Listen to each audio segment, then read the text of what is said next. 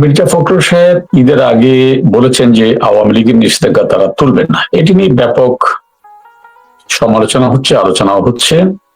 এবং আমি আপনাকে সম্ভবত আজ থেকে প্রায় 1 বছরের বেশি সময় আগে বলেছিলাম, যখন বাংলাদেশে আওয়ামী লীগের নাম নেওয়ার সাথে সাথেই মানে একটা অপরাধের মতো বিষয় হয়ে দাঁড়িয়েছিল এবং আওয়ামী লীগ নেতা কর্মীদেরকে খুঁজে খুঁজে মফ করে সর্বোচ্চ কার্যক্রমগুলো পরিচালনা করছিল মফ সম্রাট ইউনূসের নেতৃত্বাধীন সরকারের কিছু টোকাই।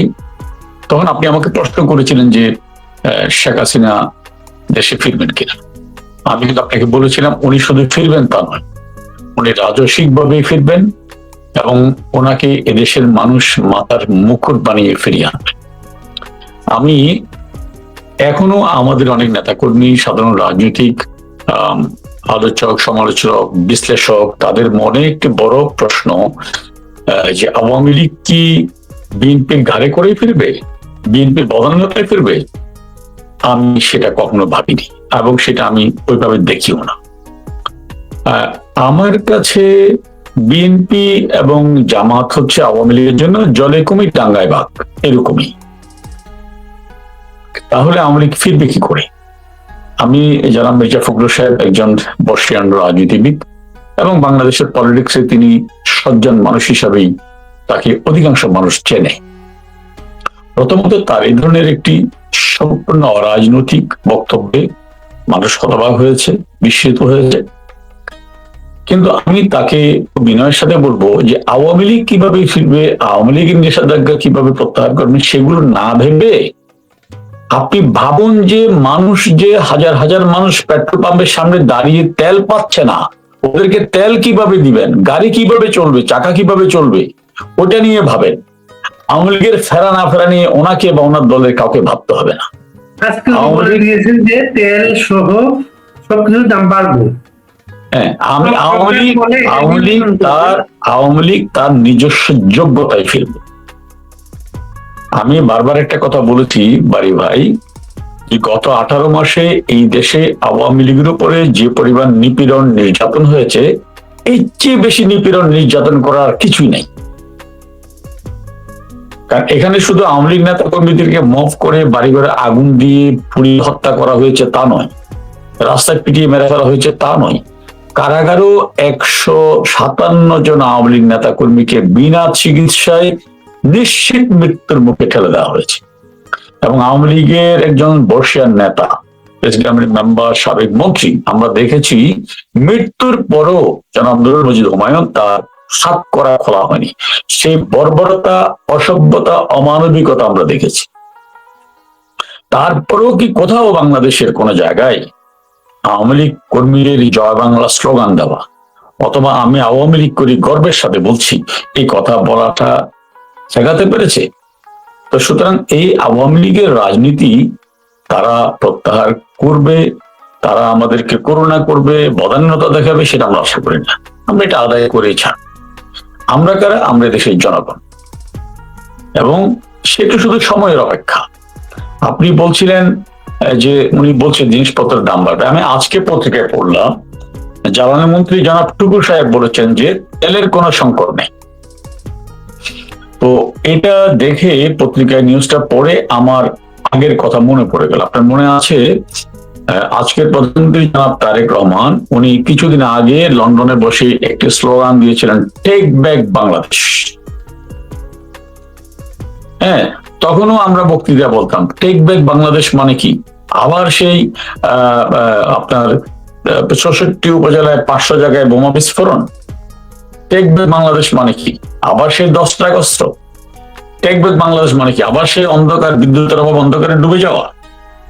আমরা বলেছিলাম তখন, বিএনপির অনেক নেতারাই এগুলো কন্ডেম করেছিল যে না, টেক ব্যাক মানে সেটি নয়, টেক ব্যাক মানে তারা একটা নতুন বাংলাদেশ করতে চায়। যেমন এবারও তিনি দেশে এসে আমেরিকান একজন সাবেক রাষ্ট্রনায়কের ওনাকে উদ্ধৃত করে উনি বলেছেন যে I have a plan. Very good. এখন আমরা কি দেখছি আই হ্যাভ এ প্ল্যানে? যেমন আজকে জনাব টুকু সাহেব জ্বালানি মন্ত্রী বলছেন তেলের সংকট নেই। আচ্ছা, তেলের সংকট যদি না থাকে তাহলে তেলের জন্য হাজার হাজার মানুষ ঘন্টার পর ঘন্টা লাইনে দাঁড়িয়ে আছে কেন? তেলের সংকট যদি না থাকে তাহলে পেট্রোল পাম্প থেকে কেন অটোমেটিকলি মাইকে ক্যাসেট প্লেয়ার রেখে দেওয়া হয়েছে যে পেট্রোল এবং অকটেন নাই কেন? তাহলে যারা এই মানুষকে ধোঁকা দিচ্ছে তাদের বিরুদ্ধে সরকার ব্যবস্থা নিচ্ছে না কেন? কেন এই দ্বিচারিতা? আপনার মনে আছে বাড়ি ভাই, 91 থেকে 96 যখন তারা ক্ষমতায় ছিল আমরা কি দেখেছিলাম? দিনাজপুরে কৃষকরা রাস্তায় নেমেছিল কেন? টাকা দিয়ে সার কিনবে, অনুদান নয়, কম দামও নয়, ন্যায্য দামে টাকা দিয়ে সার কিনবে যাতে এই সার সেই কৃষি জমিতে দিতে পারে, তার ফসল ফলাতে পারে। টাকা দিয়ে সার চাইতে গিয়ে রাস্তায় নেমেছিল হাজার হাজার কৃষক। সেখানে বেগম জিয়ার নির্দেশে, সেই সময়ের প্রধানমন্ত্রীর নির্দেশে পুলিশের গুলিতে 18 জন কৃষক শহীদ হয়েছে। বাংলাদেশের ইতিহাসও এই প্রথম। তারপরে আপনার মনে থাকার কথা 2001 থেকে 2006 চাঁপাইনবাবগঞ্জের কনসার্টের মানুষ রাস্তায় নেমেছিল বিদ্যুতের দাবিতে। অন্ধকারে ডুবে থাকতো বাংলাদেশ। বলা হয়েছে আমরা বিদ্যুৎ তৈরি করছি, একটা পর একটা খাম্বা তৈরি হলো। রাস্তার যেখানে যেতাম দেখতাম হাজার হাজার খাম্বা। এই কারণে কারো কারো উপাধি হয়ে গেছিল খাম্বা। তারপরে মানুষ বিদ্যুৎ না পেয়ে অতিষ্ঠ হয়ে নেমে এসেছিল রাস্তায়।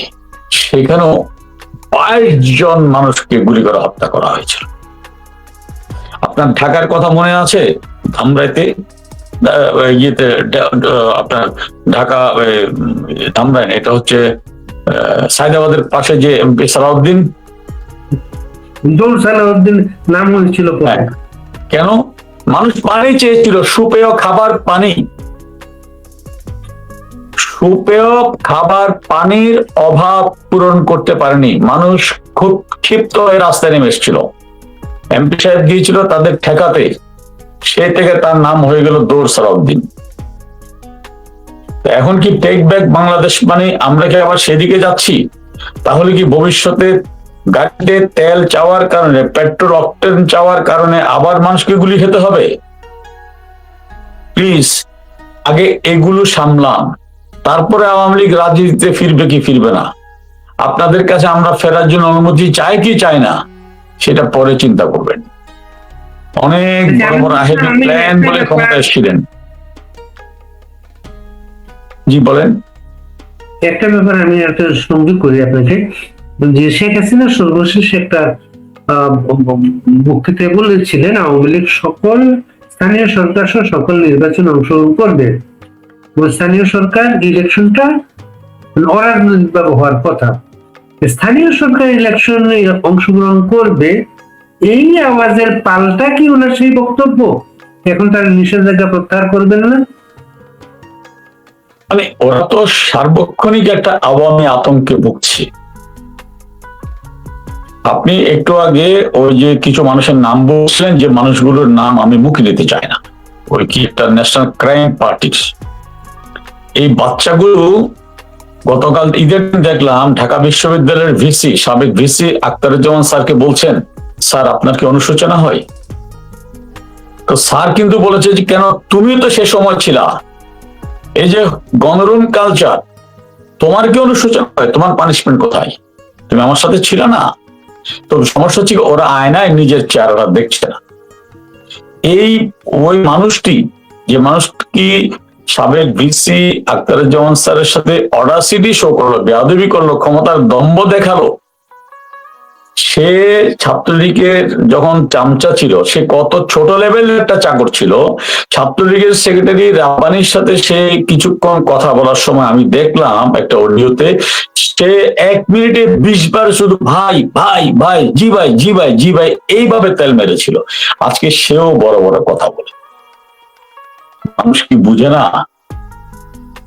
তো এই মানুষগুলো প্রতিটি মুহূর্তে তাদের কৃত অপরাধের কারণে আতঙ্কে ভুগছে। এই আতঙ্ক তাদের ঘুমাতে দিচ্ছে না। ওরা যদি অন্যায় না করে, ওরা যদি মানুষ হত্যা না করে, ওরা যদি পুলিশ হত্যা না করে, ওরা যদি লুটপাট না করে, ওদের ভয় কিসের? মানুষ তো তাদের পক্ষে দাঁড়াবে। ওরা পেছন ফিরে তাকাচ্ছে না কেন 1.5 বছর আগে, যখন তাদের কথায় হাজার হাজার মানুষ রাস্তায় এসেছিল? এখন কেন তাদেরকে ভিআইপি প্রোটেকশন নিতে হয় মানুষের ভয়ে? এটা ভাবতে হবে। এটা ভাবলেই কিন্তু উত্তর পেয়ে যাবে। সুতরাং ওরা আজকে চরম আতঙ্কের মধ্যে আছে। আতঙ্ক কেন? ওরা পুলিশ হত্যা করেছে, তার আতঙ্ক। এইসব মামলা কখনো তামাদি হয় না। 10 বছর, 20 বছর, 50 বছর, 100 বছর পরে হলে সে মামলা হতে পারে, রেহাই পাওয়ার সুযোগ নাই। ওরা আতঙ্কিত কেন? ওরা 1.5 বছরে যে ভয়াবহ লুটপাট করেছে, সেই লুটপাট এখন সাফার করছে বাংলাদেশ। বলা হয়েছিল 29 বিলিয়ন রিজার্ভ, ক্ষমতা ছাড়ার পরে প্রমাণিত হলো 14 বিলিয়ন বিদেশি পাওনার 1 পয়সা পরিশোধ না করে লাগাতার জাতির সাথে মিথ্যাচার করেছে। তাদের মিথ্যাচার এমন জায়গায় গিয়েছে যে এক সময়ের চরম আওয়ামী সমালোচক সাংবাদিক জনাব আনিস আলমগীর, তিনি বলতে বাধ্য হচ্ছেন যে আগামী 1000 বছরও এই লেভেলের কোন বাটপার বাংলাদেশে আসবে না, অতীতও ছিল। এবং সেটা খুললাম কোনো রাগ ঢাক নেই। এবং তাকে আমি দেখলাম আরেকজন সিনিয়র সাংবাদিক জনাব মাসুদ কামাল ভাই প্রশ্ন করেছেন যে আপনি কি এটি ব্যক্তিগত জিজ্ঞাসার জায়গা থেকে বলছেন, যেহেতু আপনি অ্যারেস্ট হয়েছিলেন? সে বলেছে হ্যাঁ, আমাকে অ্যারেস্ট করেছিল, এটা ঠিক, কিন্তু আপনি দেখুন না, আমি তো তাকে ওপেনলি সাপোর্ট দিয়েছি প্রথম 6 মাস। আমার মনে হচ্ছে এটি আমার জীবনের সবচেয়ে বড় অপরাধ। কেন আমি এত বড় একটা পাপীকে, এত ভণ্ড প্রতারককে চিনলাম? এবং তিনি বলছেন যে আমার ট্যাক্স ফাইল করতে দেরি হয়েছে, আমার জমি বিক্রির টাকা, এই জন্য আমাকে দুদক দিয়ে ট্যাক্স ফাঁকির মামলা দেওয়া হলো। কে দিল? মবেস্টার ইউনূস। কে সে? যে নিজের 666 কোটি টাকা সম্পূর্ণ অবৈধভাবে মাফ করিয়ে নিয়েছে, ট্যাক্সের টাকা, জনগণের টাকা। তো এই যে পাপ, এই পাপের বয়ে ওদের ঘুম আসছে না। তাহলে আমি বলতে হবে কি ফ্যাসিস্ট আওয়ামী লীগ, বাঁচার জন্য কি ফ্যাসিস্ট আওয়ামী লীগ। কিন্তু মানুষ এটা আর খাচ্ছে না। মানুষ আজকে কান পাতলেই আপনি শুনবেন এই ফ্যাসিস্টের পক্ষে কথা বলছে। কারণ এই শেখ হাসিনা ফ্যাসিস্ট, তিনি বাংলাদেশকে খুলনা দুর্ভিক্ষের একটা বাংলাদেশ, সেই বাংলাদেশকে মধ্যমায়ের দেশে উপনীত করেছেন। মধ্যমায়ের দেশে উপনীত করেছেন, এটা কোনো গল্প নয়, এটি বিশ্ব ব্যাংকের স্ট্যাটিস্টিক্স, এটা তাদের সার্টিফিকেট। যে বাংলাদেশের মাথা পিছু আয় ছিল $570, সেটি বঙ্গবন্ধুর কন্যার আমলে $2800 ছাড়িয়ে $2900 পৌঁছে গিয়েছিল। 3200 মেগাওয়াট বিদ্যুৎ উৎপাদন ক্ষমতার যে বাংলাদেশ, এটি বঙ্গবন্ধুর কন্যার আমলে 26,000 মেগাওয়াট বিদ্যুৎ উৎপাদন ক্ষমতার বাংলাদেশে উপনীত হয়েছে। রাষ্ট্র পরিচালনা বক্তৃতা দিয়ে হয় না। রাষ্ট্র পরিচালনা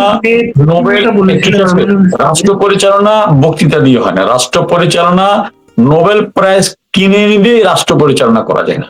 রাষ্ট্র পরিচালনার জন্য দরকার রাষ্ট্রের মানুষের প্রতি অকৃত্রিম দরদ এবং সুনির্দিষ্ট পরিকল্পনা আর ডেডিকেশন। সেটি বঙ্গবন্ধু কন্যা প্রতি মুহূর্তে দেখাতে পেরেছিলেন বলেই আজকে বাংলাদেশ এই জায়গায় পৌঁছেছে, মধ্যমায়ের দেশে। ইউনূস সাহেব ক্ষমতা এসে বলছিলেন না পৃথিবীর কোথাও আমরা যাবো না, সব দেশ আমাদের কাছে আসবে। এমন আশা শুরু করেছে আমাদের দিকে যে এখন কয়েকদিন পরে দেখবেন ভুটানও বাংলাদেশকে ভিসা দিবে না। ইতিমধ্যে তো থাইল্যান্ড তো ভিসা দেওয়ার রিজেক্ট শুরু করেছে, ভুটানও ভিসা দিবে না, বলবে যে ভিসা নিয়ে আসো। এগুলো কি মানুষ দেখছে না? আপনি কি বলতে চান? আমি যে কথাটা বলছিলাম যে শেখ হাসিনা যখন বললেন আওয়ামী লীগ সকল নির্বাচনে অংশগ্রহণ করবে, স্থানীয় সরকার নির্বাচনও, আপনার যদি জাতীয় সংসদ ইলেকশন করতে দেওয়া হয়নি, স্থানীয় সংসদ যদি অরাজনৈতিক ভাবে হয়, আওয়ামী লীগ যদি জয়েন করতে পারে, সেখানে তারা বিপদ কি ভেবে তারা এখন বলছেন এখন এটা প্রত্যাহার করা হবে না, নিষেধাজ্ঞাটা। না, এই আতঙ্ক তাদের মধ্যে তো আছেই। এই আতঙ্কে না ভোগার তো কোনো কারণ নেই, খুবই স্পষ্ট। এটা ধরেন 12ই ফেব্রুয়ারি যে নির্বাচনটা হলো, সেই নির্বাচনটা কি মিন করে? সেই নির্বাচনে তারা ফুলিয়ে ফাঁপিয়ে দেখিয়েছে যে 59% ভোট কাস্ট হয়েছে। আসলে কি তাই? বাংলাদেশের ভোটের রেশিওটা কি? দেখা যায় সকাল 11টার মধ্যেই অন্ততপক্ষে 50% ভোট কাস্ট হয়ে যায়। সেখানে আমরা দেখলাম 11টার মধ্যে ভোট কাস্ট হয়েছিল মাত্র 13%, সেটা বিকাল 4টা হয়ে গেল 59%, যেটা অবিশ্বাস্য। এবং যে গোপালগঞ্জে ভোট কাস্ট দেখা হয়েছে 50% কাছাকাছি, সেই গোপালগঞ্জের কোন ভোট কেন্দ্রে ভোটার দিন তো কোনো ভোটারকে দেখলাম তাহলে ভোট করতে আসলো। এবং এই ভোটটা কি, কেমন ভোট, এটার জন্য তো আওয়ামী লীগ নেতাদের মন্তব্য দরকার নেই। 12 তারিখের ভোটটা কেমন সেটি যদি আপনি বিশ্ববেয়াদব পাটোয়ারির বক্তব্য শুনেন যে ভাগাভাগি নির্বাচন, তারপর আপনার মাস্টার মাইন্ড জঙ্গি মাহবুবের বক্তব্য যদি শোনেন আমি মানে ভাগ বাটোয়ারা নির্বাচন, এটা আমার বক্তব্য না। এবং সেখানে জামাতের নেতারা বলছে আমাদের নিশ্চিত বিজয় ঠেকিয়ে দেওয়া হয়েছে। হ্যাঁ, তারপরে ব্যারিস্টারের লাইং, আপনার যে ব্যারিস্টার যে ভালো মতো করে নামটাও মুখে আসে না, নাম না আসাই ভালো, সে বলছে যে 203টা আসনে জামাত জয়লাভ করেছিল, জয় ছিনিয়ে নেওয়া হয়েছে। এটা তো আমাদের বক্তব্য না, এটা তাদের পার্টনারের বক্তব্য। তো তাতেই তো প্রমাণিত হয় নির্বাচনটা কি। এবং সেখানে টিআইবি বলেছে 3.5% ভোট আগের দিন সন্ধ্যায় হয়ে গিয়েছে, আবার 24% হয়েছে জাল ভোট। এটা কিন্তু আওয়ামী লীগের বক্তব্য না, টিআইবি কোনো আওয়ামী লীগের প্রতিষ্ঠান না। অথচ এই টিআইবি 2018 সালে কিন্তু বলেনি যে আগের রাতে ভোট হয়েছিল, কারণ প্রমাণ ছিল না। এবার প্রমাণ নিয়ে তারা কথাগুলো বলেছে। তো সেই নির্বাচনেই আমার বিবেচনায় কোনোভাবেই 35% বেশি ভোট কাস্ট হয়নি। আমি কেন কথাটা বলছি, তাহলে আপনি আসেন এর আগে যে নির্বাচনগুলোতে বাংলাদেশের সব রাজনৈতিক দল অংশ নিয়েছিল, 91, 96, 2001, 2008, সেখানে দেখেন ভোটের পার্সেন্টেজ কেমন ছিল। সেখানে 75 থেকে 87% ভোট কাস্ট হয়েছে।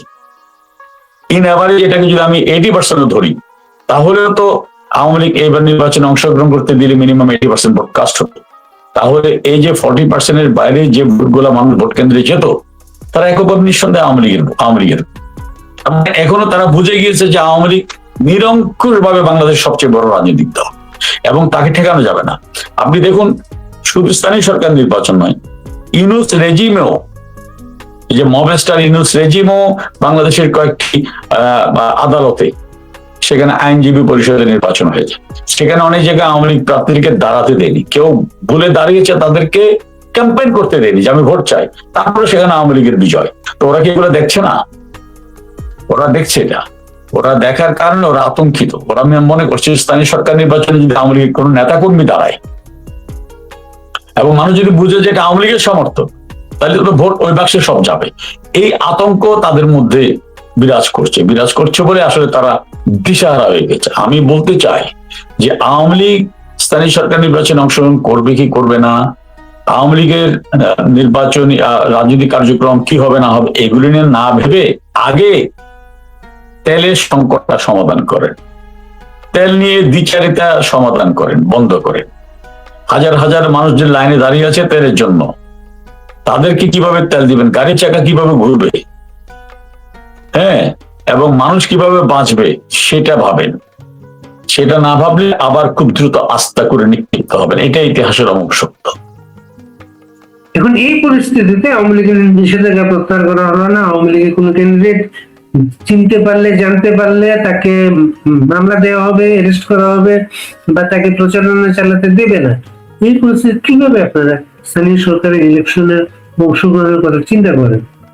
না, আপনি তো আমি তো বলেছি 5 আগস্টের পর থেকে যা হয়েছে, এখন তো আর তার চেয়ে বেশি কিছু করার জায়গা নেই। এরপরও তো আওয়ামী লীগকে নিশ্চিন্ন করতে পারেনি। এরপর তো আওয়ামী লীগই বাংলাদেশের সবচেয়ে বেশি প্রাসঙ্গিক, বঙ্গবন্ধু কন্যায় বাংলাদেশের সবচেয়ে বেশি প্রাসঙ্গিক। সুতরাং এই যে দিন পাল্টাচ্ছে, দিন বদলাচ্ছে, এটা আরো বদলাবে। তো সুতরাং আমি এটা নিয়ে এক ফোঁটা ভাবিত নই, বরং আমি তাদেরকে বলবো যে নিজের চরকায় তেল দেন।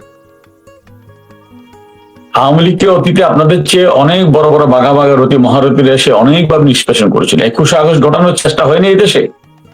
বঙ্গবন্ধু কন্যাকে গ্রেনেড মেরে নিশ্চিন্ন করার চেষ্টা করা হয়নি? 24 জন মানুষ কি মারা যায়নি?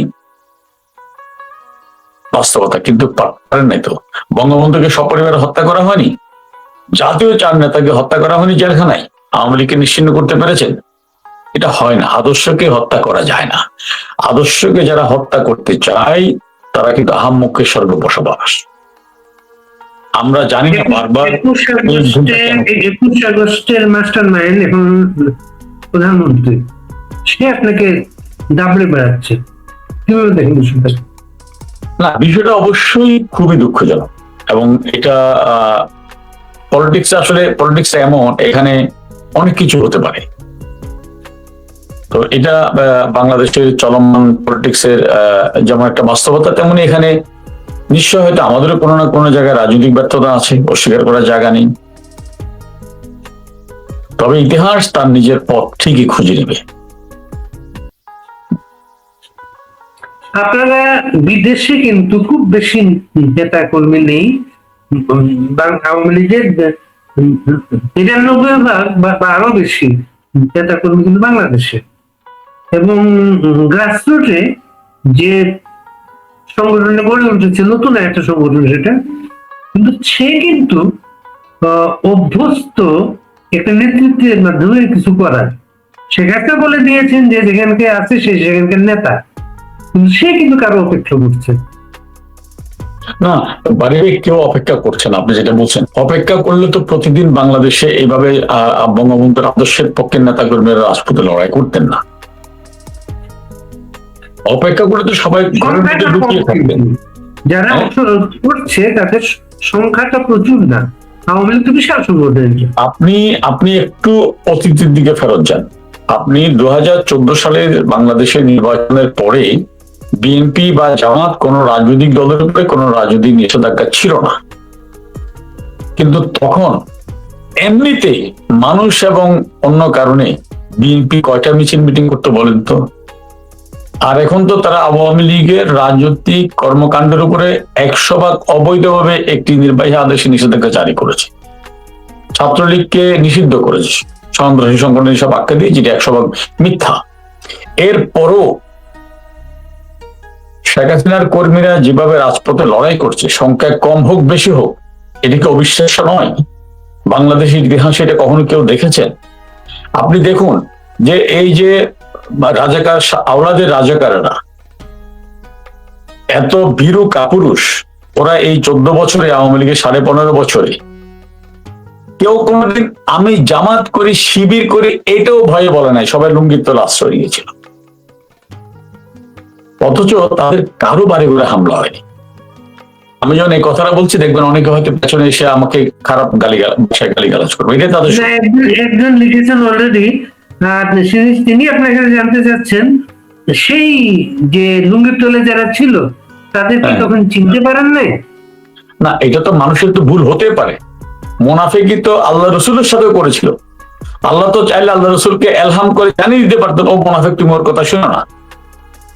আল্লাহ রসুলের সাথে করেছিল মুনাফিকি। পৃথিবীর দেশে দেশে ক্ষমতায় যারা থাকে তাদের সাথে কিছু মানুষ মুনাফিকি করে, এটা বাস্তবতা। কিন্তু মুনাফিক তারাই যারা ভীতু, যারা কাপুরুষ, যারা নিমক হারাম, তারাই। কোন নায়ক কখনোই হিরো কখনো মুনাফিকগিরি করে না, যারা ভিলেন তারাই মুনাফিকি করে। এটা থাকবে, এটা মানুষের একটা পাঠ, এটা আপনি সবসময় চিনবেন না। না শুনেন, আপনি কাউকে বিশ্বাস করে ঠকেছেন, এটা আপনার দায় নয়, এটা আপনার ব্যর্থতা নয়, এটা আপনার মনুষ্যত্বের গুণ। আপনি বিশ্বাস করেছেন, কারণ বিশ্বাসী সব। এই যে আমরা মুসলমান, আমরা বিশ্বাস করি আল্লাহ এক, আমরা তো দেখিনি বিশ্বাস। এই জন্য রবীন্দ্রনাথ বলেছেন মানুষের বিশ্বাস হারানো পাপ। আমি বিশ্বাস করেছি, আমাকে আপনি ঠকিয়েছেন, এটা আপনার দীনতা, আপনার হীনতা, আপনার সংকীর্ণতা, এটা আপনার ব্যর্থতা, আপনার পাপ। বিশ্বাস করা মানুষের সবচেয়ে বড় গুণ। আওয়ামী লীগ তো গত নির্বাচনটা বর্জনের ডাক দিয়েছিল, কিন্তু আওয়ামী লীগের সারা বাংলাদেশে আওয়ামী লীগের লোকজন ভোট দিয়েছে, এটা কিভাবে দেখেন? এইটা আমি আসলে ওইভাবে মনে করি না যে সারা দেশে আওয়ামী লীগ লোকজন ভোট দিয়েছে, কারণ আমার যেটা নির্বাচন নিয়ে আমি বলছি আমার যেটা পর্যবেক্ষণ নির্বাচন নিয়ে, যদি আওয়ামী লীগের সব লোকজন ভোট দিত, চোখ বন্ধ করে এখানে 80% ভোট কাস্ট হতো। কিন্তু সেই জায়গায় সত্যিকার অর্থে 35 থেকে 40% বেশি ভোট কাস্ট হয়নি, আমি যেটুকু রেজাল্ট জানতে পেরেছি। এবং এখানে এটাও ঠিক অস্বীকার করার জায়গা নেই যে অনেক আওয়ামী পন্থী মানুষ ভোট কেন্দ্রে গিয়েছে বিভিন্ন কারণে। যারা একটু প্রগতিশীল অংশ, তারা মনে করেছে হোক দেশটাকে এই আওলাদের রাজাকারদের হাত থেকে বাঁচাতে হবে, সে কারণে রাজাকার বিরোধী কিছু মানুষ ভোট কেন্দ্রে গিয়েছে, যারা হয়তো আওয়ামী লীগ থাকলে আওয়ামী লীগকে ভোট দিত। আবার অনেকে মনে করেছে রাজাকাররা আসলে আসুক, বিএনপি যে অত্যাচার, লুটপাট এবং চাঁদাবাজি, দখলবাজি করেছে তাদের হাত থেকে বাঁচতে চায়। এটা একদম শিল্পপতি থেকে আপনার ফুটপাতের হকার পর্যন্ত। আপনার মনে থাকার কথা, একজন শিল্পপতি প্রকাশ্যে মিডিয়ায় বলেছিলেন, যার বাবা এক সময় বিএনপির পার্লামেন্ট মেম্বার ছিলেন, তিনি বলেছিলেন যে এমন ভাবে চাঁদা চায় মনে হয় যে এই প্রতিষ্ঠানটা তার, আমি বোধহয় এখানে তার কর্মচারী, মনে হচ্ছে আমার কাছ থেকে সে পায় আর কি, আমার এখানে পার্টনার সে আমার, এমন ভাবে চাঁদা চায়। এটা হচ্ছে একজন শিল্পপতির অনুভূতি বিএনপির চাঁদাবাজি সম্পর্কে। আর ফুটপাতের যারা হকার, তারা কি করেছে এটা তো আপনি দেখেন, যে আমরা জানতাম যে আগের যুগে আল্লাহ রসুল বলেছিল যে কোনো ইয়াং ছেলে বৃদ্ধ যদি কেউ জেনা করে তাহলে তাদেরকে পাথর মেরে হত্যা করার নির্দেশনা ছিল। কিন্তু আমরা বাংলাদেশে দেখলাম ইনুজ্জামানায় যুবদলের একজন কর্মী ঢাকা শহরে প্রকাশ্যে দিবালোককে চাঁদা দিতে দেরি করায় অস্বীকৃতি জানায় একজনকে পাথরে পাথরে ক্ষতবিক্ষত করে হত্যা করেছে। তো এই জায়গায় কিছু মানুষ মনে করেছে যে এই চাঁদাবাজদের হাত থেকে বাঁচার জন্য আমরা আরেকজন মানুষকে ভোট দিই, সে কারণে হয়তো আওয়ামী লীগ সাপোর্টার বা আওয়ামী লীগকে অন করে তারা ভোট কেন্দ্রে গিয়েছে।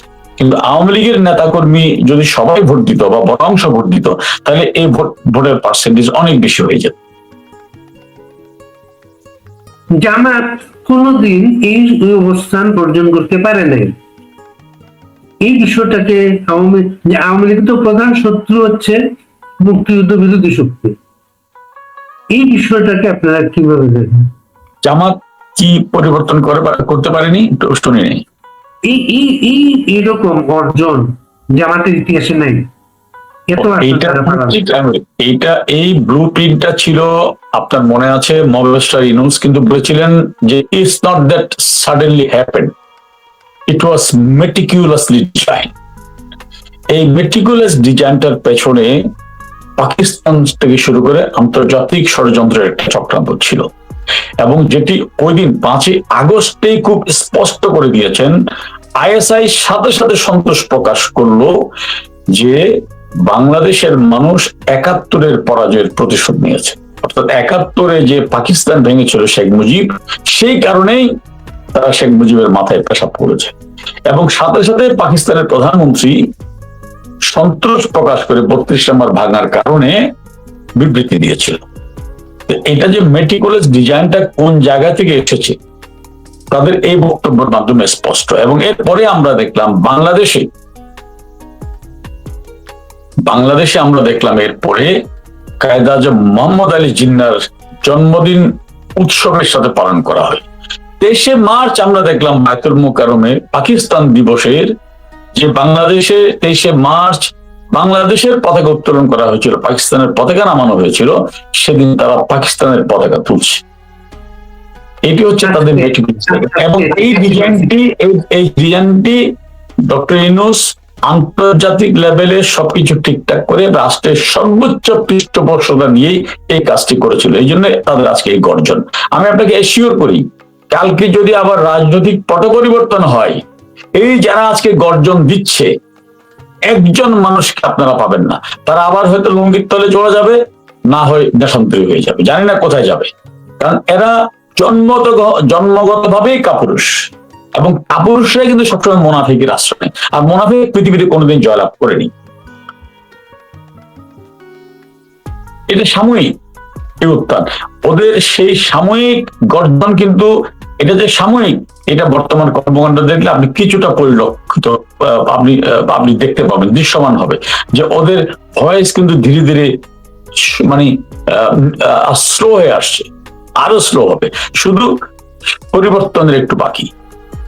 এই বীরগুলো কোথায় ছিল বলেন তো? 5ই আগস্টের আগে এত বড় বড় বীর কত বড় বড় কথা বলে 14 বছর করেছিলেন। 14 বছর ওরা করেছিল, কত বড় বেহায়া, কত বড় নির্লজ্জ। ছাত্রলীগের লুঙ্গির তলে ছাত্রলীগের কর্মীদেরকে বাপ ডাকছে, আর এখন কই তারা নাকি বীর। এখন তারা অন্যদেরকে বলে 14 বছর 15 বছর করেছিল। তোমরা করেছিলা। ওদের মধ্যে যদি ন্যূনতম আত্মসম্মান বোধ থাকতো, এই কথা তো বলতে পারে না। আত্মসম্মান সম্পন্ন কোন মানুষ কখনো নিজের সৌক্যতাকে লুকিয়ে রাখে না, কখনো। আপনি এরা কথায় কথায় ধর্মের দোহাই দেয়। প্রিয় নবীজি হযরত মুহাম্মদ মুস্তাফা সাল্লাল্লাহু তাআলা আলাইহি ওয়াসাল্লামের জামানায় মুসলমানদের উপরে যখন কাফেরদের ভয়ঙ্কর নিপীড়ন হচ্ছিল, একজন মুসলমানও কি কাফেরদের ছায়ায় আশ্রয় নিয়েছিল? একটা দৃষ্টান্ত দেখাতে পারবেন না। ৭১-এর মহান মুক্তিযুদ্ধে যখন রাজাকার আলবদরদের সহায়তায় পাক দস্যুরা গ্রামের পর গ্রাম জ্বালিয়ে দিচ্ছিল, তখন কি একজন মুক্তিযোদ্ধাও বলেছিল যে আমি পাকিস্তান চাই, বাংলাদেশ চাই না, মুক্তিযুদ্ধে যাব না? একজনও বলে নাই। কারণ ব্যক্তিত্ববান পার্সোনালিটি সম্পন্ন মানুষ কখনো আত্মমর্যাদা বিসর্জন দেয় না। শুধু ভীরু কাপুরুষ মোনাফেকরাই নিজের পরিচয় লুকিয়ে রাখে। যারা নিজের পরিচয় লুকিয়ে রাখে তারা কোন মুখ আজকে বলে 15 বছর কইছিলেন। সুতরাং এরা আবার দ্রুত সে লুঙ্গির তলে যাবে, আবার মাটির তলে যাবে। এটা আপনি লিখে রাখেন, আমি বলে রাখলাম আজকে, খুব দ্রুত। কিন্তু আমরা তো প্র্যাকটিক্যালি একটা অবস্থা দেখছি, বিএনপি, জামাত, এনসিপি, তাদের মধ্যে যেগুলো বিরোধ থাকুক না কারণ, যখনই কথা হয় আওয়ামী লীগ ফিরে আসবে, আওয়ামী লীগকে পুনর্বাসন করা হচ্ছে, তখন কিন্তু এক হয়ে যায় তারা শুনে। আমি আপনাকে শুরুতে বলেছিলাম না, আওয়ামী লীগের জন্য এরা হচ্ছে জলে কুমির ডাঙায় বাঘ। আর আজকের যে প্রধানমন্ত্রী তারেক রহমান, উনি তো বহু আগে 2001 সালেই ছাত্র শিবিরের একটি সম্মেলনে গিয়ে বলেছিলেন ছাত্র দল এবং ছাত্র শিবির একই মায়ের পেটের দুই সন্তান। অত বেসিক জায়গাটা ওখানে মিল আছে। তো এই সম্পর্কগুলো তো চাইলে আপনি বিচ্ছিন্ন করতে পারবেন না। যদিও বাংলাদেশের মানুষ চাই যে এই সম্পর্কটা ক্লিয়ার হোক। কারণ আপনি একদিকে মুক্তিযুদ্ধের পক্ষে কথা বলবেন, মুক্তিযুদ্ধকে অন করবেন, আবার ক্ষমতা গেলে তাদেরকে মন্ত্রিত্ব দিবেন, ডেপুটি স্পিকার দিবেন, পার্লামেন্টে যুদ্ধ অপরাধীদের জন্য শোক প্রস্তাব পাঠ করাবেন। আপনি সেটা চেয়ে চেয়ে দেখবেন, সুযোগ এটা মানুষ ইতিবাচক ভাবে নিবে না, নেয়নি অতীতে, ভবিষ্যতে নিবে না। এখানে অনেকেই লিখছেন যে কথা আপনাকে, যে অনেক কথা বললেন, আসল কথা বলেন, কবে সবাই চলে আসবেন দেশে? আপনি নিজেই বলেছিলেন যে আওয়ামী লীগের সিংহভাগ নেতাকর্মী দেশে আছে। কেন্দ্রীয় নেতা, পার্লামেন্ট মেম্বার, মন্ত্রী সহ 360 জনের বেশি এখনো কারাগারে। মুসলিমে কয়েকজন দেশের বাইরে আছে, এবং দেশের বাইরে তারা কারাগারের ভয়ে নয়। যেভাবে মব হয়েছিল, একের পর এক মিথ্যা মামলা হচ্ছিল, অপমানিত করা হচ্ছিল, সেই আত্মসম্মান থেকে বাঁচাতে অনেকে হয়তো সেটা করেছে। বাট খুব শীঘ্রই কিন্তু বাইরে থেকে তারা কেউ কিন্তু হারিয়ে যায়নি। তারা প্রত্যেকে সার্বক্ষণিক দলের বিভিন্ন লেভেলের নেতা কর্মীদের সাথে যোগাযোগ রাখছে, এবং এটা পলিটিক্সের নতুন কোনো বিষয় নয়। দেশের বাইরে থেকে মানুষের সাথে যোগাযোগ রাখা এটা পলিটিক্সের নতুন কিছু নয়, এটা একটা স্বাভাবিক ধারা। হ্যাঁ, এমনকি এটি পাকিস্তান আমল আমরা দেখেছি, যখন কমিউনিস্ট পার্টিকে নিষিদ্ধ করা হয়েছিল তখন কমিউনিস্ট পার্টির নেতারা তাদের রাজনৈতিক কর্মকাণ্ড পরিচালনা করার জন্য ছদ্মনাম নিয়ে কাজ করতেন। হ্যাঁ, আমরা যেহেতু পরিচিত বেশি বা আগের মতো এখন প্রযুক্তির জায়গাটা আগের মতো নাই, সে কারণে হয়তো কৌশলে বাইরে আছে, কিন্তু রাজনীতি থেকে বাইরে নেই। রাজনীতি থেকে বাইরে থাকলে তো আপনার এই শোতে আসতাম না। রাজনীতি থেকে বাইরে থাকলে তো সার্বক্ষণিক দলের নেতা কর্মীর সাথে যোগাযোগ রাখতাম না। রাজনীতির সাথে বাইরে থাকলে তো দলের নেতা কর্মীদের সুখ দুঃখের খবর নেওয়ার চেষ্টা করতাম না। সবকিছু অফ করে নিজের মতো থাকতাম। সেটাকে বলা হয় পালিয়ে যাওয়া। পালিয়ে যায়নি, আমরা আছি, আমরা থাকবো ইনশাআল্লাহ। আনিস আলমগীর জেল থেকে বেরিয়ে নানা কথা বলে একটা কথা বলেছেন, তিনি অনেক লোকজন দেখেছেন জেলের ভিতরে যাদের আওয়ামী লীগের কোনো পদই নেই, তাদেরকে কিন্তু আওয়ামী লীগের বিভিন্ন পদের নেতার নাম দিয়ে আটক রাখা হয়েছে, এবং তারা এত অসহায় অবস্থায় আছে, তিনি লিখেছেন তাদের পিসিতে যদি আওয়ামী লীগ টাকার ব্যবস্থা করতো তারা একটু খেতে পারতো তারা। এটা আনিস আলমগীর ভাই সত্যি একটা ঘটনা তুলে ধরেছেন, কিন্তু আসলে বাস্তবতা হচ্ছে, যেমন আনিস আলমগীর ভাই একটি চমৎকার কথা বলেছেন, যেখানে আসলে অনেকের কোনো পদ পদবি নেই, অনেকে আওয়ামী লীগ করেও না, হয়তো সাপোর্ট করে বা কোনো আওয়ামী লীগ নেতার সাথে একদিন দেখা হয়েছে, নানাবিধ কারণে নিজের প্রয়োজনে গিয়েছে, সেই ছবিটা দিয়ে হয়তো তাকে আওয়ামী লীগের দোসর বানিয়ে একটা পদ দিয়ে তাকে জেলে ঢোকা হয়েছে, একটা মামলা দেওয়া হয়েছে। মামলা কেন দেওয়া হয়েছে? হয়তো টাকা চেয়েছে, তাদের প্রত্যাশিত বা দাবিকৃত পরিমাণ টাকা দিতে না পারে কেন তাকে নতুন নতুন করে মামলা দেওয়া হয়েছে। এখন এই মানুষগুলোকে তো ওই আওয়ামী লীগের লোকাল নেতারাও ভেবে চিনে না যে আমি ওখানে গিয়ে টাকা দিব। কিন্তু যখনই আমাদের কাছে কারাগার থেকে কোনো না কোনো ভাবে খবর এসছে যে ও এই কষ্টে আছে, এই কষ্টে আছে। আমি গ্যারান্টি দিয়ে বলছি যে আওয়ামী লীগের নেতারা সেখানে তাদের পক্ষে যতটুকু সম্ভব নিজের সীমিত সামর্থ্যের মধ্যে তাদের পক্ষে দাঁড়াবার চেষ্টা করেছে, অনেকেই করেছে, ম্যাক্সিমামই করেছে। তারপরে আওয়ামী লীগ তো এমন একেবারে মানে আপনার এমন ক্লাস কোন অর্গানাইজেশন, এটা হচ্ছে মাল্টি ক্লাস অর্গানাইজেশন, যে কারণে অনেক সময় দেখা যায় যে অনেক আওয়ামী লীগের ডেডিকেটেড সমর্থক আছে, তাদের সাথে কিন্তু নেতাদের কানেক্টিভিটি নেই, কিন্তু তারাও অ্যারেস্ট হয়েছে। এই কানেক্টিভিটি না থাকার কারণে চাইলেও অথবা ওদের পরিবার থেকে, যেমন আমি নিজের কথাই বলি, আমি কয়েকজন ছাত্রলীগের নেতাকে চেষ্টা করেছি হেল্প করতে, কিন্তু ওরা কারাগারে। এখন সে যেহেতু ওর নাম্বারটা আমার কাছে আছে, ওর ভাই বা মা বাবার নাম্বার নাই, ওদের সাথে আমি যোগাযোগ করতে পারিনি, তাহলে আমি কিভাবে হেল্প করবো? আবার একইভাবে দেখেছি যে আমি কয়েকজনের মার নাম্বার পেয়েছি, আমি নিজেদের সাথে কথা বলেছি, কথা বলে আমি চেষ্টা করেছি, এরকম আমার মতো হাজার হাজার মানুষ চেষ্টা করেছে। আরেকটা বিষয় হচ্ছে আওয়ামী লীগ ছাত্রলীগ যখন সুযোগ পায় পুলিশ হত্যার বিচার চায়, কিন্তু টেকনিক্যালি আমরা যত ছেলে মেয়ের সাথে কথা বলি গ্রাসরুটের, এই পুলিশ এই বিভিন্ন কারাগারের লোকজন আওয়ামী লীগের নেতাকর্মীদের টাকা কামানোর মেশিন হিসেবে ব্যবহার করছে। অনেক কষ্টে একটা ফ্যামিলি তার ফ্যামিলি মেম্বারের জামিনের ব্যবস্থা করে, সাথে আরেকটা মামলা দিয়ে তাকে আটক করা হয়, এবং এইটার সাথে কিন্তু টাকা পয়সার একটা বিষয় জড়িত। যেমন যে বাগেরহাটের সাদ্দাম, যে ছেলেটা তার স্ত্রী সন্তান হারিয়েছে, সেই ছেলেটা, সে আমাদেরকে বলেছে জেল সুপার নিজে তার কাছে 3 লক্ষ টাকা দাবি, 5 লক্ষ টাকা দাবি করেছে, বলেছিলেন এই 5 লক্ষ টাকা দিলে তাকে আরেকটা মামলায় আটক করা হবে না। সে দেয় নাই, এই পরিণতি ভোগ করতে হয়েছে। আমি সাদ্দামের সাথে আপনার ইন্টারভিউটা দেখেছিলাম, এবং মবেস্টার ইউনূস বাংলাদেশের মানুষের উপরে, সভ্যতার উপরে কি ভয়ঙ্কর স্টিমরোলার চালিয়েছে। সাদ্দামের পরিবারের কি বল মর্মন্তুদ মৃত্যুর ঘটনা সেটির জ্বলন্ত সাক্ষী। এরকম সাদ্দাম নিজের স্ত্রী এবং সন্তানের জীবন নিয়ে মবেস্টার ইউনূসের সভ্যতা বিবর্জিত বর্বরতার দৃষ্টান্ত মানুষের সামনে উপস্থাপন করেছে। এরকম অসংখ্য জায়গায় হচ্ছে। দুর্ভাগ্যজনক ভাবে আমরা একটা কথা বলি, কাকের মাংস কাক খায় না, কিন্তু আমাদের দুর্ভাগ্য, মানুষ আমরা কখনো কখনো এত বেশি মনুষ্যত্বের সীমানা পেরিয়ে পশুত্বে উপনীত হই, আমরা মানুষের মাংস খাই। মানুষের মাংস খাই বলেই এই পুলিশ ভাইরা নিজের সহকর্মী সহযোদ্ধাদের হত্যার বিচার না আছে, তারা এখনো মানুষের মাংস খাওয়ার মধ্যে ব্যস্ত, বিবেক বিবর্জিত। এই অমানুষগুলা কবে যে মানুষ হবে সেটা আল্লাহ ছাড়া কেউ জানে না।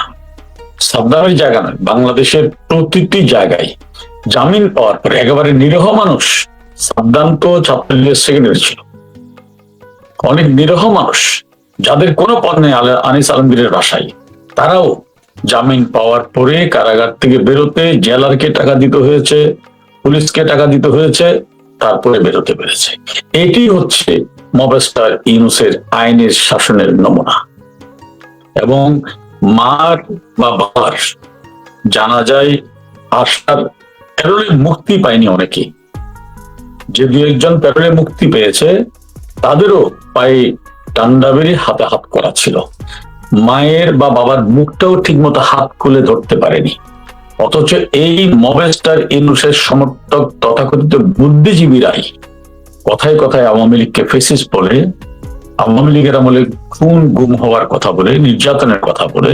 আমি শুধু একটা দৃষ্টান্ত আপনাকে দেই, ছাত্রদলের একজন নেতা তার মা বা কার মৃত্যুতে তাকে প্যারোল হয়েছে, প্যারোল হওয়ার পরে পত্রিকার নিউজ হলো তার হাত করা খোলা হয়নি।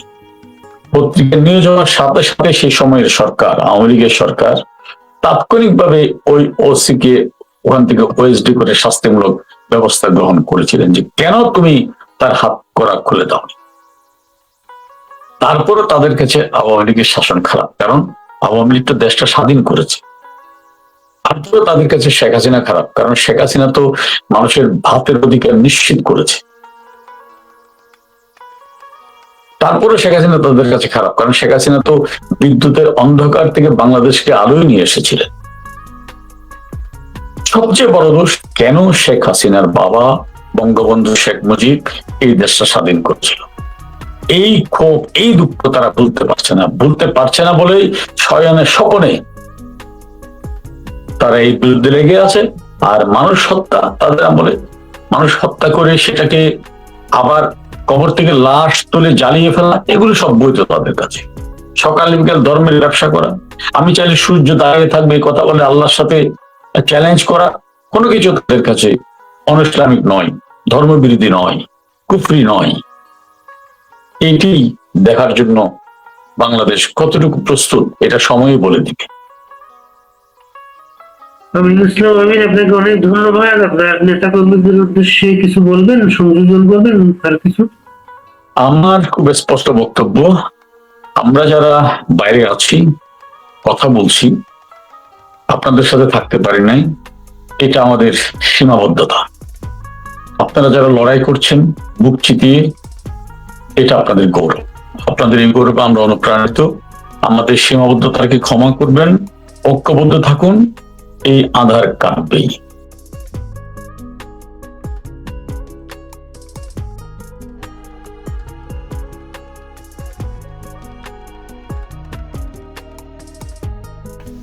প্রধান জন্তু না, কিন্তু তার আশেপাশে আন্ডা বাচ্চা কেউ কোথাও যায়নি। কিন্তু কোথাও আপনি তাদের আপনি খুঁজে বের করেন, কোথাও তাদেরকে দেখতে পাচ্ছেন? এই যে এনসিবির শেষ, এই যে এনসিবির 6 নেতা, 6 এই যে খেতা হয়েছে, যেগুলা এমপি হয়েছে বিএনপির ইয়েতে জামাতের ভোট নিয়ে, এগুলোর কোথাও দেখছেন আপনি? কোথাও আপনি এগুলো গেলে তো নিউজ হতো। এখন আপনি কোথাও বলেন তো, আপনি আপনার দৃষ্টিতে কোথাও দেখছেন? আপনি হাসনাতরে দেখছেন হলো ঈদের পরের দিন এটা প্রচার হয়েছিল আখতারুজ্জামান স্যারের সাথে, সে বেয়াদবি করছে। হ্যাঁ, সেটা হলো ইয়েতে খুব সম্ভবত ইউনিভার্সিটি মসজিদে, ওইখানে এখন পর্যন্ত তাদের কূপ মুষ্টিমা দেখানো যে বৈষম্য বিরোধী ছাত্র আন্দোলনের কয়েকটা আছে, ওরা ওদেরকে পাহারা দিয়ে রাখে, আর কোথাও জায়গা নাই তো। এবং কালকে তো ছাত্রলীগ তো ইয়েতে গেছে, যে রাজু ভাস্কর্যের ওখানে মিছিল, ছাত্রলীগের মেয়েরা মিছিল করছে। সো এরপরে দেখবেন যে এইসব মসজিদে ওদেরকে খুঁজে পাওয়া যাবে না। এরা কোথাও ছিল না, এরা সবগুলো লুকানো, গর্তে ঢুকে গেছে। কিন্তু এদের প্রথম এই যে প্রকাশ্য যেখানে তারা সবচেয়ে বেশি মানুষের সাথে মত বিনিময় করতে পারে, যে হাসনা, যে তার এলাকাতে সে তার ঈদের নামাজ আদায় করা উচিত ছিল না, করছে? কোথাও কোনো খবর আছে? আপনার মাসুদ হাতিয়াতে সে গেছে, মানে কোথাও গেছে, এটা কোনো ভিডিও আছে? ওরা কিন্তু পারলে মানুষের সাথে 3 মানুষের সাথে সেলফি তুলে কিন্তু ছবি দেয়, ওরা দিছে? কোথাও দেয় নেই। There is no one. ও আসিফ নজরুল স্যার কোথায়? কোথায় বিখ্যাত কোথায়? এখন উনি ওনার বর্ণনায় ব্যস্ত হইলেন। আগে উনি মিন্টো রোডের বাসাটা অনেক নীরব ছিল, এখন ফুলার রোডের বাসা আরো অনেক নীরব, অনেক ভালো। মানে এখন তো ছাত্রছাত্রী দেয়, নীরব তো থাকবেই। আর ও যে ওখানে আছে এটা যদি কেউ জানতে পারে, আশেপাশের শিক্ষকরা তো ভদ্র, নাহলে ইয়ার সামনে পড়লে তো কয়েকজন শিক্ষক আছে, ওদের সামনে পড়লে তো চটথাপ্পড় খাবে, শিক্ষকরাই পিরিয়ড দেবে, ওরা ছাত্র লাগবে না। আচ্ছা, একটা জিনিস তো হতেও পারে, এটা আমাদের প্রধান উপদেষ্টা হয়তো মিয়ানমারে রোহিঙ্গাদের সাথে ঈদের নামাজ পড়ে হয়তো জাপান সফরে গেছেন। এটাও তো হতে পারে যে রোহিঙ্গারা তো আচ্ছা, রোহিঙ্গাদের স্বপ্ন ভঙ্গ, এটা কি হতে পারে? তারা যে একটা আশা করেছিল, তাদের আত্মীয় স্বজন যারা মিয়ানমার আছে তাদের সাথে, ওরা কেউ বিশ্বাসই করে না রে ভাই। আপনি কি মনে পড়ে সেদিন বক্তৃতার পরে একটা টেলিভিশন বিশ্বাস করছে তার কথা? তার তেলা চামুন্ডারা প্রচার করা ছাড়া স্যার বলেছেন, সুতরাং এটা হচ্ছেই। ওই যে দুর্গন্ধ সচিব আছে ছিল না একটা, ওই দুর্গন্ধ সচিবের প্রচারণা, আসিফ নজরুলের প্রচারণা, এইসব ছাড়া তার কেউ কি কখনো বিশ্বাস করছে যে এটা সম্ভব, যে এই 15 লাখ রোহিঙ্গাকে উনি তার স্বদেশে 1 বছরের মধ্যে পাঠাই দিবেন? একজন পাঠাইতে পারে নাই। ওনার সব মিথ্যা প্রচার করছে রে ভাই, এই খলিল মিথ্যা প্রচার করছে যে ওনার সাথে মানে গুয়েতেরাসের মতো একজন আন্তর্জাতিক সম্প্রদায়ের নেতা সেখানে এসে বলছে আরাকান আর্মির সাথে যোগাযোগ করতে, মানে যেটা পারে না। আপনি জাতিসংঘ কখনো নন স্টেট অ্যাক্টরের সাথে কাউকে ফর্মালি যোগাযোগ করতে বলতে পারে না। তারাই ইনফরমালি সবার সাথে তো যোগাযোগ করবে। সেটা তো যে কোনো সরকার, যে কোনো মানুষ যারা, এই যে আজকে ট্রাম্প দাবি করতেছে তার ইনফরমাল না এই আলোচনা, বলছে না ইরানের সাথে আলোচনার কথা, ইনফরমাল। তো ইনফরমাল সবকিছু হতে পারে, কিন্তু এই গুয়েতেরাস বাংলাদেশকে অফিসিয়ালি বক্তৃতা দেওয়া অনুরোধ করছে আরাকান আর্মির সাথে যোগাযোগ করেন। সে খলিল করছিল, খলিল নিজে কতটা ইনফরমাল হয়েছিল ওই গুয়েতেরিয়াতে, যে উনি বলছিলেন যে ওনার সাথে আরাকান আর্মির যোগাযোগ আছে, আরাকান আর্মি পুরা রোহিঙ্গাদের জন্য শিবির বানায় ফেলছে, ওখানে মসজিদ বানাইতেছে, এই মানছে, এখানে গেলে আর কোনো সমস্যা হবে না, আরাকান আর্মি এখন খুবই সহযোগিতামূলক। কোথায় গেল সে আরাকান আর্মির যোগাযোগ? খলিল সাহেব তো এখনো পররাষ্ট্রমন্ত্রী, একটা লোকরে তো পাঠাতে পারেনি, সব ভুয়া। আপনি মিথ্যা কথা বলেন ওনারা, ইউনূস সাহেব নোবেল পাইয়ে মিথ্যা প্রতিশ্রুতি, আমি জানি না তার মিথ্যা। নোবেলের এটা নিয়ম নাই যে নোবেল উইথড্র করতে পারে। এটা হলো নোবেল কমিটির কোনো এই তাদের ইয়ার মধ্যে, এখতিয়ারের মধ্যে নাই যে নোবেল, নাইলে কিন্তু এই নোবেল উইথড্র করতে প্রত্যাহার করতে পারে। করছিল না, সুচিত্রা করছিল তো, যে না না না না না না না না না, Nobel committee does not have that right now. এখন পর্যন্ত পৃথিবীর কোনো নোবেল পুরস্কার প্রত্যাহার হয়নি।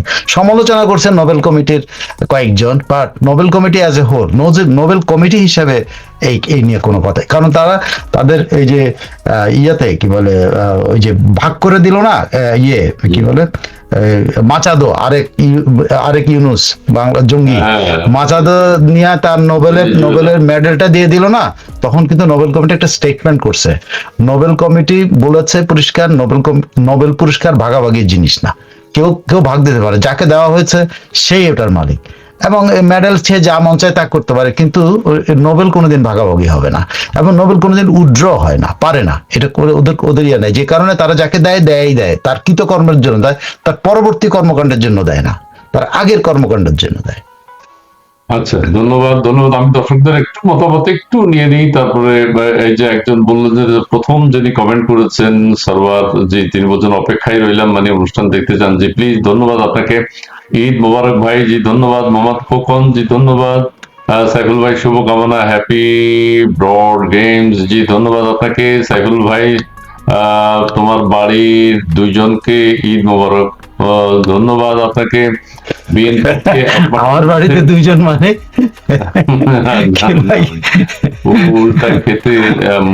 উল্টা খেতে যাচ্ছে সাইফুল ভাই, বিএনপি 1 মাসের মধ্যে উল্টা খেতে যাচ্ছে।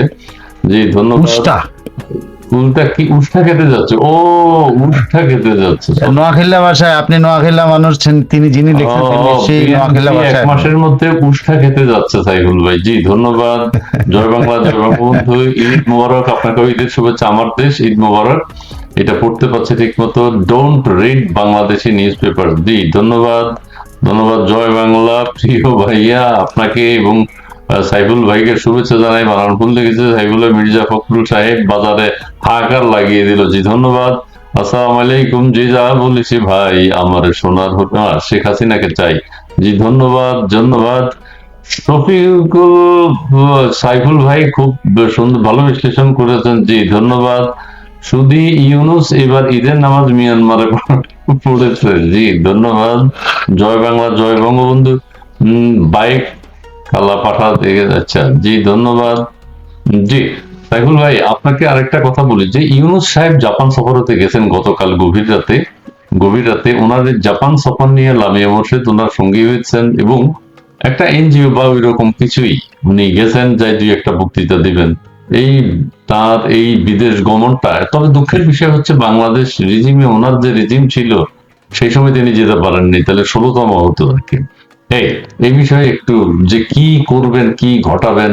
বাংলাদেশ থেকে জাপানে অনেকে যাওয়ার কথা ছিল গত 1.5 বছর 18 মাসে, কয়জন গেছে একটু যদি আপনি কোনো তথ্য পেয়ে থাকেন। জাপানে যে উনি যে বড় ভাষণ দিলেন, জাপান থেকে এসে লক্ষ লোক জাপান, 5 লাখ, সেটারও একটু, জি 5 লাখ লোককে পাঠানোর কথা বলছিলেন। একটু বেসিক্যালি সে পাঠাবে, এটা তার যে দালালি ব্যবসা করছেন একটা, কি যেন বললো, এটা লাইসেন্স করছেন একটা আদম ব্যবসার লাইসেন্স, ওইটার মাধ্যমে সেইটা আর একটু আগায় নেওয়ার জন্য আসলে এই ট্যুরে গেছে। আর একটা এনজিওর একটা প্রোগ্রামের মধ্যে এটা সাবেক প্রধানমন্ত্রী কি যেন সিনজিকো অ্যাবের স্ত্রীর আমন্ত্রণে উনি সেখানে গেছেন, সে একটা অনুষ্ঠান আছে সেখানে উনি কথা বলবেন, এইটা হলো তার অনুসারে। কিন্তু দুটো জিনিস কিন্তু একটা আপনাকে বলি যে বাংলাদেশের দুটো ইন্টারেস্টিং ঘটনা ঘটছে। সেটা হলো দুইজন ব্যক্তি বাংলাদেশে কিন্তু ঈদের পরের দিনই বিদেশে গেছেন। একজন হলো আমাদের প্রধানমন্ত্রী তারেক রহমানের স্ত্রী জুবাইদা এবং আমাদের আমাদের ইউনুস আলী মাতব্বর বা সুৎখোর, তো গেছে। তো দুজনেই কিন্তু দুজনের ব্যাপারে যে নিউজটা হয়েছে সেখানে ইন্টারেস্টিং হলো ইউনুসেরটা হলো যে ওইটা কিন্তু ধরেন বলা হয়েছে যে উনি ওনার মতো করে উনি ইয়ার জন্য ওনার কিছু কাজ আছে, লন্ডনে গেছেন, উনি গেছেন ওনার একটা কাজ। ওখানে একটা ইন্টারেস্টিং জিনিস আছে, সেগুলো আমরা ধরলাম না। ওই বক্তব্যের মধ্যে মানে প্রেস উইং এর বক্তব্যের মধ্যে একটা ইন্টারেস্টিং জিনিস আছে, এটা যদি আপনি পড়ে দেখেন তাহলে মজা পাবেন। একটা শব্দ আছে, সেই শব্দটা একটু ডিফারেন্ট আর কি। যাই হোক, আমি ইঙ্গিত দিলাম, কিন্তু আমি আর ওটা নিয়ে আলোচনা করতে চাই না। কিন্তু ইউনুসের মধ্যে কিন্তু ইঙ্গিত দেন। না ওইটা আপনি আপনার পড়ে নিলে আপনার বুঝতে পারবেন। তারপর আমি এটা বোঝা সম্ভব, এক দুই শব্দই বোঝা সম্ভব। আর ইউনুসেরটার সুন্দর একটা স্টেটমেন্ট আছে, ফ্রম বিমানবন্দর